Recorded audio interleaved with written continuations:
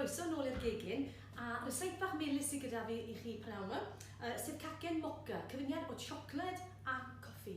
Ac felly, yn yr un ffordd ag arfer, fi'n gyfuno'r cyfan, fi'n gwneud e mor gloi ag allai, okay? Fel bod chi'n gallu catch ymlaen i wneud yn un chynan.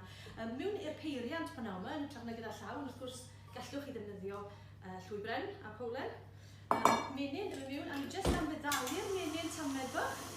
A beth dwi'n gwneud pnawn yma yw defnyddio 225 o bopeth, sef 225 o fenyn, o siwgr man, ond does dim rhaid bod yn siwgr gwyn, gallu bod yn siwgr eiraidd, caster, gallu bod yn siwgr brodole, defnyddio beth sydd gyda chi. Blawd hunan godi, ond i blawd plaen a powdr codi y tro'n iawn, a 4 wy. So, siwrne mae gyda ni menyn wedi helaru mewn fyna, ni'n ychwanegu'r siwgr, ni'n droi y lan tyfu bach. Ni moyn i siwgr y siwgr ma'n cael ei giro a bod yn diflannu mewn i'r menyn i gyd. A wedyn cyn symud mlaen, ni'n mynd sychu ochrau'r bowlen lawr. Fel bod popeth nôl yn y gwylod yn gallu cael ei gyflwyno'n hwyl iawn. Dyna ni. So fel chi'n gweld, mae fe ar hwn, mae hwnna'n ffain. A ni'n mynd nawr jyst crafu fe o amgylch fel hwnna i wneud siŵr bod y cyfan yn y gwylod. Wedyn, byddwn ni'n ychwanegu yr 4 wy. 1, 2, 3, 4. Wyau o'r ieir. Beth yw nhw? O'r wyed, maen nhw'n tu ôl fan yna goffa fi. O'r wyed yw'r rei, felly mae yna felynwy enfawr iddyn nhw sy'n hyfryd ar gyfer wneud cacennau. Troi hwnna rownd trwy bach, a wedyn bydd angen crafu ochrau'r bowlen lawr to. Dyma ni.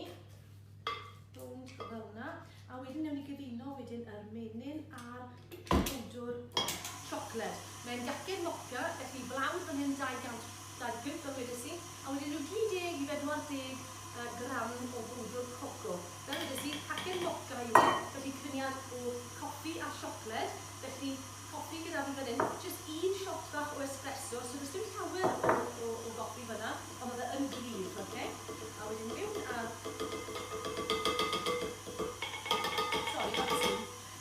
ar blawd, a wedyn mewn ar coffi yn syth. Falle fi 50 ml yna o goffi cryf. Os nag oes peiriant espresso gyda chi, dwi'n rhoi 1 llong llwy de o goffi arferol, gyda jyst dropyn falle 50, 2 llong llwy gwrdd o ddŵr, dŵr berwedig i gael ei dodi mewn, a wedyn dwi'n defnyddio hwnna yn y dymysgedd. Felly dyna ni y cyfan wedi cyfuno yn llawn fyna. Newn ni dynnu fe wrth yr padl yma fel hyn. A jyst i chi gael gweld, tin bach. Dyma ni. So, gyda'r tin, jyst tin bach arferol fel tin brownie fi'n galw fe. Fi wedi dod i bach o bapur gwrsain mewn ynddo fe.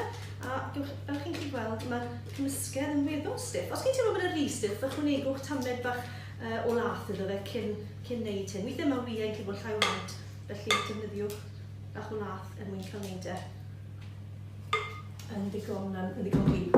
Wedyn, newn ni defnyddio hwn, jyst i wasgaru y gymysgedd ar draws gwylod y tin. Sef eisiau mynd yr ymylon, wrth bod hwn yn mynd i'r ffwrn, bydd y menyn yn toddi a bydd y cyfan yn gwasgaru wrth ei hunan beth bynnag. Mae hwnna'n i'r ffwrn am tua 25 munud tua 180 Celsius. Yna mas o'r ffordd. A mae gyda fi'n fan hyn, a jyst er mwyn arbed amser, fi jyst wedi gwneud buttercream bach gyda sugar icing, menyn a 1 shot arall o goffi o espresso. Jyst dod i fe mewn, cymysgu'r cyfan at ei gilydd a dod i fe dros top y gacen.